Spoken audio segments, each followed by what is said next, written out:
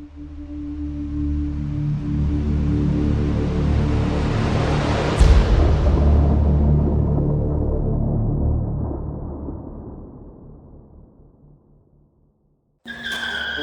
to the 2A Patriot Branch, where freedom rings and liberty stands, no need to flinch. Deep in the heart of the American soil, this is where we train, where we sweat and we toil. We run drills on tactical defense, honing our skills with a precise cadence. Rifle marksmanship to hand-to-hand combat, leave no stone unturned, that's a fact.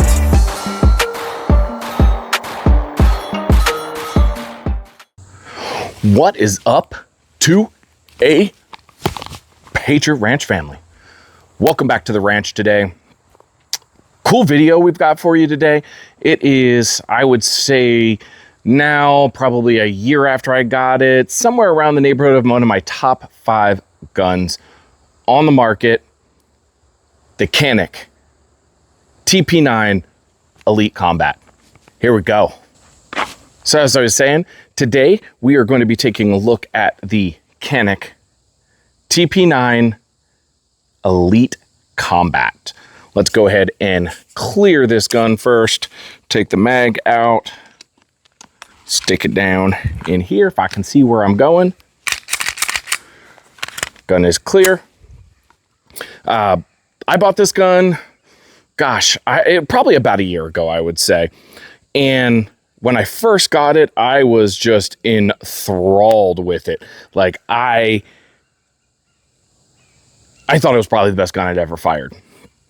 And I still think it is an absolutely phenomenal gun. I think it's underrated on the market today.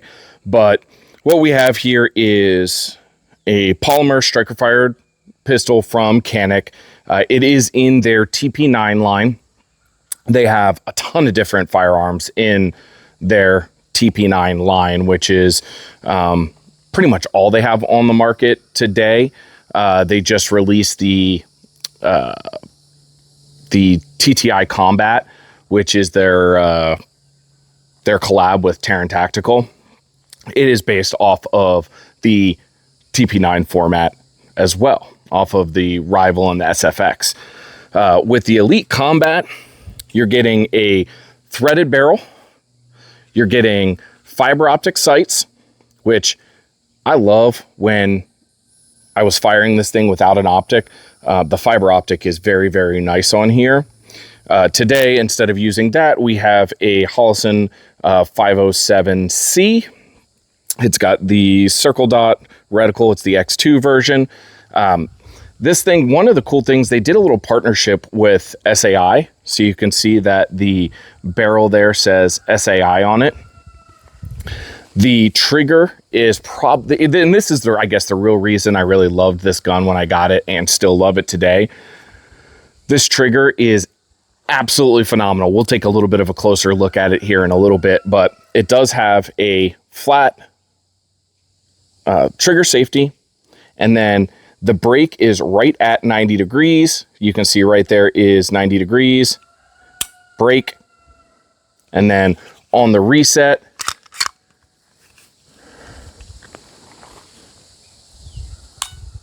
there is literally no reset at all to that thing.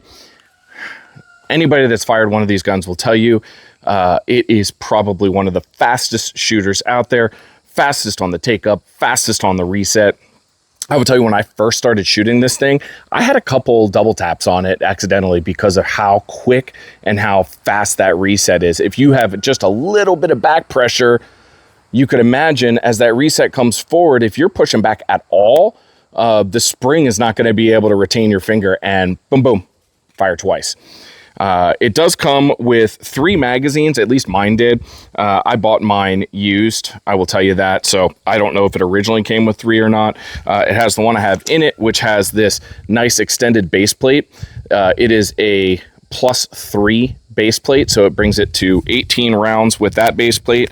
And then it also comes with the standard magazines as well, the standard 15 round magazines. It has an enhanced mag release on it, you can see how thick that thing is.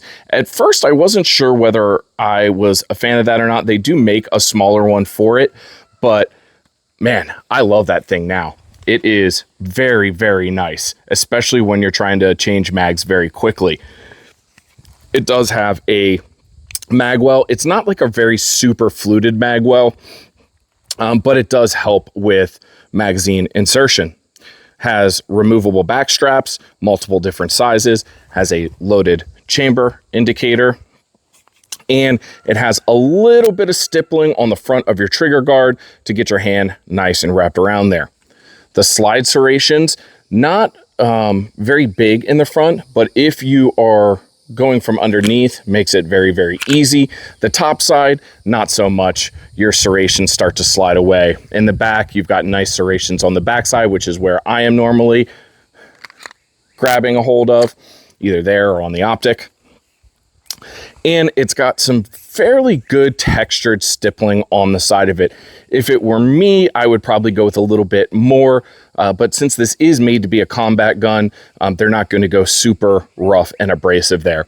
One of the greatest features on this that I think is that there is an indent on either side for your fingers, and the indent is really noticeable right there. I love that. Takedown, very similar to obviously Glock takedown. You pull these levers down, slide falls forward, and it does have ambidextrous slide release. So you've got that right there, slide stop release, that side and that side. These guns are made in Turkey. Canik is very, very well known for their triggers in the United States. They are used around the world for duty guns. They just opened Century Arms just opened a location in, I believe it's in either West Palm or Boca Raton. It's down by me, which is really nice. So we start to get some U.S. facilities underneath their belt, which I think is obviously only going to improve their market share here in this country. It does come with multiple different optic plates. Right now I have the RMR optic plate on here, which fits the 507C, but you can get optic plates for the myriad of other optics that are out on the market, which is nice. It is, I would say, a little bit better than the Glock MOS because it sits way down inside the slide. So when you're mounting your optic, you're still getting a little bit of an optic inset underneath of the slide level, which I really appreciate. Well, enough talking about this thing. Let's go shoot it for a little bit, and then we'll wrap up with some final thoughts here in a little bit. Just want to give a quick shout out to some of the partners on the channel that make all of this possible and have immensely helped us in bringing you videos like this. Our friends over at HRT Tactical have provided this H-harness chest rig here, as well as the battle belt that we're wearing, along with their really nice magazine holders, dump pouch. Really, really good setup from the boys over at HRT Tactical. We'll provide a link down below. Also, new partners of the channel, really excited to rock their stuff. The guys over at Born Primitive. We have been dealing with their tactical line, of course. They have these awesome tactical shirts and pants. We are absolutely loving their products right now. You can go over bornprimitive.com, and thank you guys so much for supporting the channel, for supporting the people that support us. All right, I have actually not sighted in this optic on it yet, so hopefully it's pretty close. We'll make some minor adjustments as we go, but let's check out how this thing fires.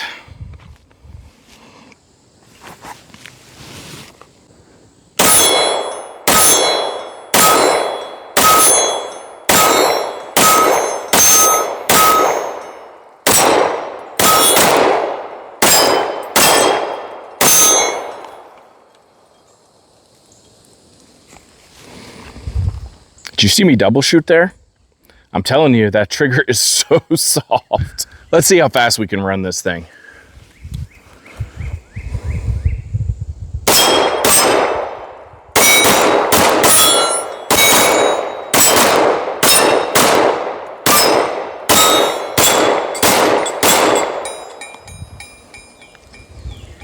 Pretty quick.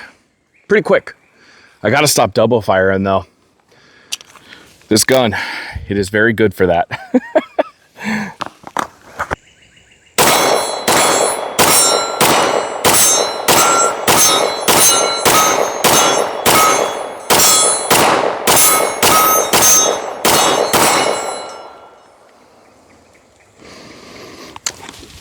Had one flyer there, went a little bit high. All right, so we just got done shooting out on the range with the Canik TP9 Elite Combat. You'll see I double tapped like twice, I think, in there, if I recall. The trigger is so light, on the border of almost too damn light that, yeah, it pops right out if you have any backward pressure on that trigger as it's coming forward for the reset. Really like the 507C on top of it. I actually had a Swamp Fox Liberty, I believe it was, on there prior to this, and definitely prefer the Circle Dot from the 507C. Overall, I have shot this gun probably close to just the same amount as any Top Gun that I have. I probably have 2,000-3,000 rounds through this gun, and every single time I take it out, it is so much fun to shoot. If you guys aren't really familiar with Canik's offerings, they are bringing a very quality product to the market at an affordable price. You know, I believe I picked this one up super cheap at Arsenal Arms down in Homestead, Florida. I think I paid maybe about $400 for this thing. I think they retail for about $799-ish, I want to say, something in there. And then some of the other versions, you can get the TP9 DA, which is their double action. That one I've seen for, you know, sub $350.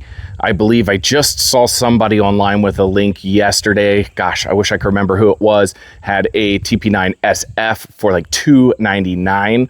They all have fantastic triggers, super reliable. I can say I own, I think, probably 5 or 6 Canik guns, and I have yet to have a single malfunction caused by the weapon itself.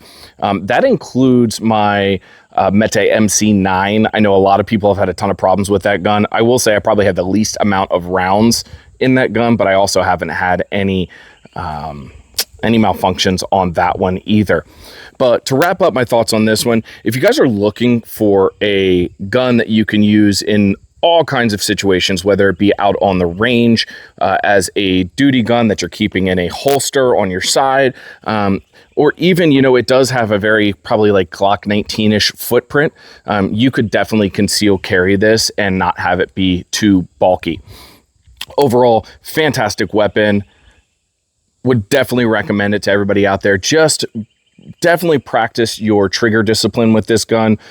As you can see, I have fired thousands of rounds through it, and I still have a problem with trigger discipline on this thing. So make sure that you're practicing that a lot so that you're not sending rounds everywhere when you're not ready to. But overall, really fantastic gun. All right, guys, that wraps up our overview of the Canik TP9 Elite Combat. Appreciate you guys supporting the channel. If you have any questions at all, please leave a comment down below. Like this video, subscribe to our channel, and if you want to get notified every single time that we post more cool content, ring that notification bell. Let's beat the YouTube algorithm together. I'm John from 2A Patriot Ranch.